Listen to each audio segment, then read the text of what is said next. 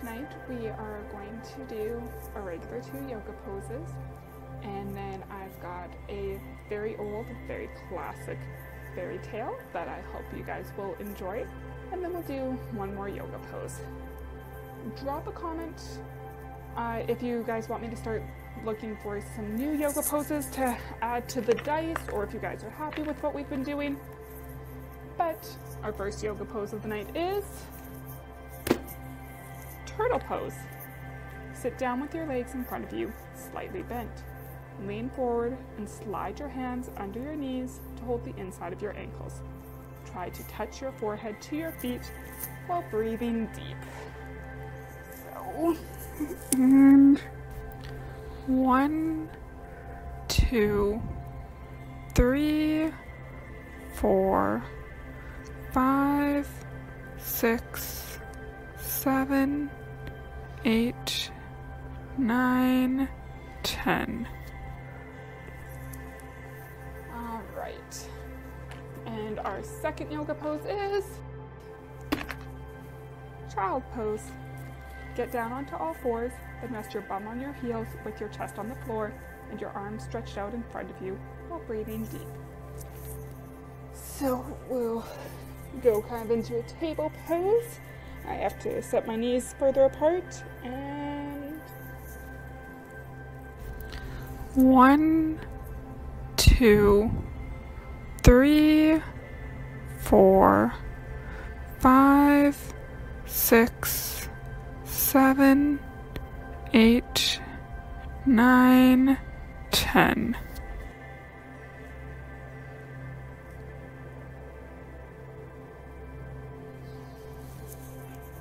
All right. So let's do another round of deep breathing to help relax us after moving around before our story. Remember to sit up nice and tall. Breathe in through your nose, out through your mouth. Ready?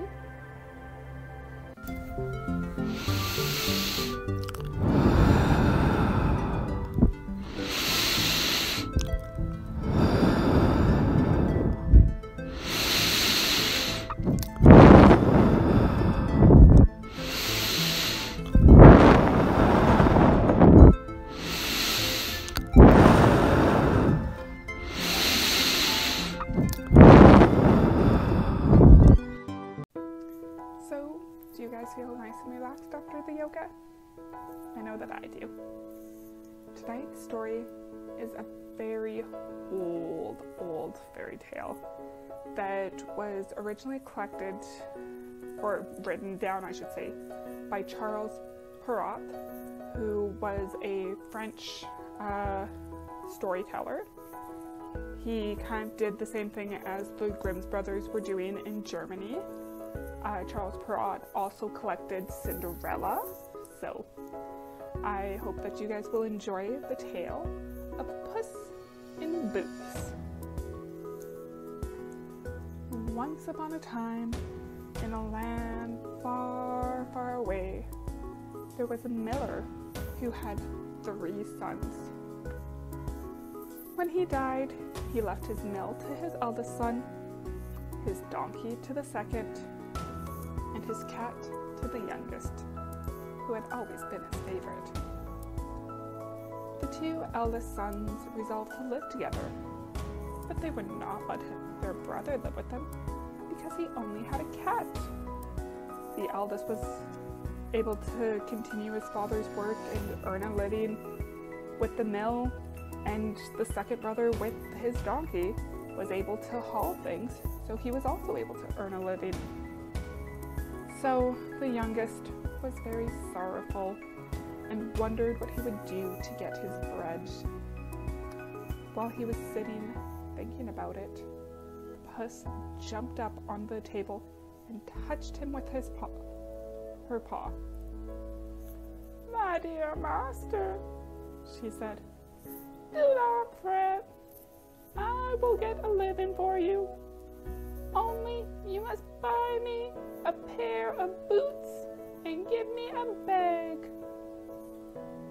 The miller's son had very little money, but he thought it was a wonderful thing to hear a cat talk, that he could not refuse her request.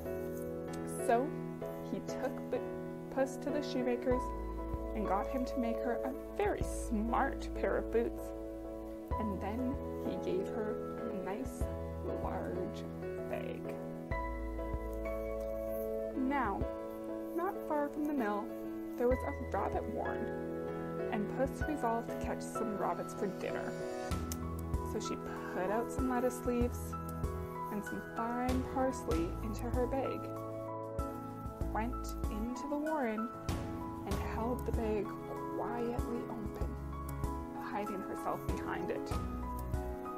And those greedy little rabbits, who knew no better, ran into it to have a feast. Directly they were safe therein, Puss pulled the string over the bag and carried them off to her master. The miller's son killed them and cooked one for dinner. But Puss took away the other, which was a very fine one, and hung it up for their next day's meal. But, although their larder was thus provided, early the next day, Puss took her bag and went again into the warren, and in the same manner caught 2 more fine young rabbits. But, instead of carrying them home, she walked to the king's palace and knocked at the door. The king's porter asked who was there. "I have brought a present to the king," said Puss. "Please, let me see his majesty." The porter let her in, and when Puss came into the king's presence, she made a low bow, and taking a fine rabbit out of her bag, said, "My lord, the Marquis of Canterbury's, sends this rabbit to your majesty with his respects." "I am much obliged to the Marquis," said the king, and he ordered his head cook to dress the rabbit for dinner. By the king's side sat his daughter, a very beautiful lady. She ordered one of the attendants to give Puss a good cup of cream, which she liked very much. And Puss went home and told her master all that she had done. The miller's son laughed, but every morning Puss caught a rabbit and carried it to the palace with the same message. Now, in that country, there lived a cruel ogre who used to eat children, so everybody was afraid of him. But nobody could kill him. He was such a giant. One day, Puss went to call on him. He received her quite civilly, for he did not care to eat cats. So Puss sat down and began to talk. "I hear," she said, "great ogre, that you are so clever that you can turn yourself into any animal you please." "Yes, so I can," said the ogre. "Dear me," said Puss, "how much I should like to see your ogreship do it." Then the ogre, who liked to show how clever he was, turned himself into a lion and roared so loudly that Puss was quite frightened and jumped out of the way. Then he changed back into an ogre again. Puss praised him with a great deal and then said, Can your ogreship become a small animal as well as a large one?" "Oh, yes," said the vain ogre, and he changed himself into a little teeny tiny mouse. Directly Puss saw him in this form, she jumped at him and killed him on the spot. Then Puss ran home and bade her master to go and bathe in the river, and he should see what she would do for him. The miller's son obeyed, And while he was in the water, Puss took away all his clothes and hid them under a large stone. Now, the king's carriage came in sight soon after, just as Puss expected, for he always drove by around that time. And as soon as she saw the king's carriage, she began to cry very loudly, "Help! Help! For my master, the Marquis of Gerbers!" The king put his head out and asked what was the matter. "Oh, your majesty," said Puss, "my master, the Marquis, was bathing, and someone has taken away his clothes. He will catch the cramp and be drowned." Then the king ordered one of his attendants to ride back to the palace and get a suit of his own clothes for the Marquis, who had so often sent him gifts, he said. And when they were brought, Puss took them to her master and helped him to dress in them. The miller's son looked quite like a gentleman in the king's clothes, and when he went to thank his majesty for him, the king asked him to get into the coach and he would drive him home. Then Puss told the coachman where to go and ran on before and came upon some peasants working in the field. "Good laborers," said she, "if the king asks you whose field it is, say it belongs to the Marquis of Cambers. And if you don't say so, you will be chopped up as small as mincemeat." The peasants were so frightened that they promised to obey her. And so she ran on and told all the other laborers on the road to say the same. So, when the king asked, "To whom do these fine fields belong?" the peasants answered, "To the Marquis of Cambers." The herdsman said the same of the cattle, and the king, turning to the miller's son, said, "My lord, you have such a fine property." But it had all belonged really to the ogre, for it was to his castle the cunning cat told the coachman to drive. At last, the coach stopped at the ogre's castle, and Puss came out and, bowing low, said, "Your Majesty and the princess are welcome to the castle of my lord Marquis of Cambers." The king was delighted, for it was indeed a very nice castle, full of riches.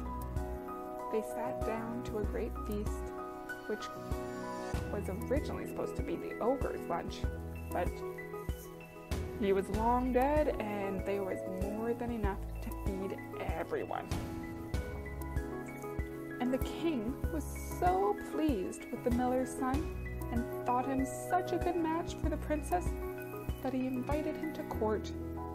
And in a little while, the princess and the miller's son were wed, and he became a prince.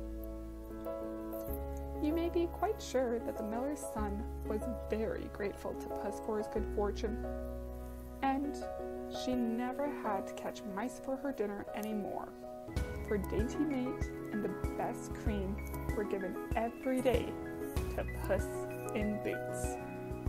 And they all lived happily ever after.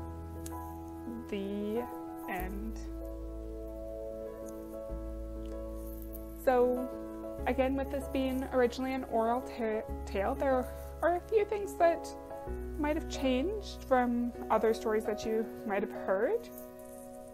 But let's go over and do one more round of yoga and deep breathing.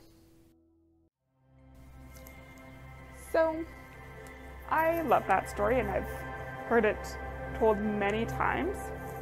I get a little bit annoyed when they call it the miller's son and the Puss or anything like that, because let's be real, Puss in Boots is the main character.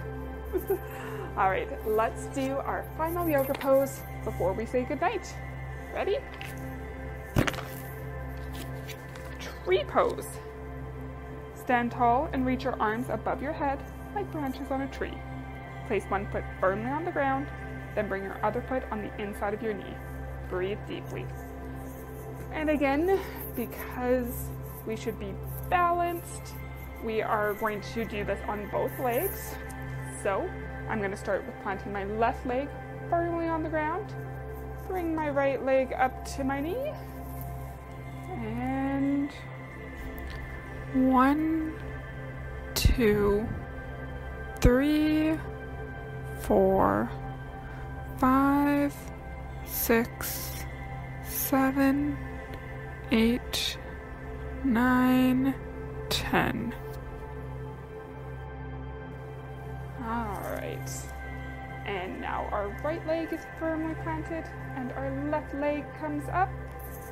And 1, 2, 3, 4, 5, 6, 7, 8, 9, 10.